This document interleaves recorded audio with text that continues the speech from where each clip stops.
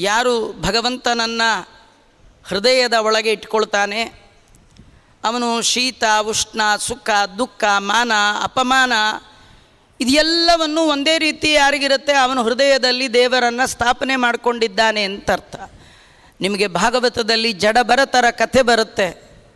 ಅವರು ಭಗವಂತನನ್ನು ಹೃದಯದಲ್ಲಿ ಧಾರಣೆ ಮಾಡಿದ್ರು. ಹಾಗಾಗಿ ಅವರಿಗೆ ಮಾನ ಅಪಮಾನ ಶೀತ ಉಷ್ಣ ಯಾವುದೂ ಇಲ್ಲ. ಜಡಭರತರು ಅಂತ ಅದ್ಭುತವಾದ ವ್ಯಕ್ತಿಯನ್ನು ನಮಗಲ್ಲಿ ಪರಿಚಯ ಮಾಡಿಕೊಡ್ತಾ ಇದೆ.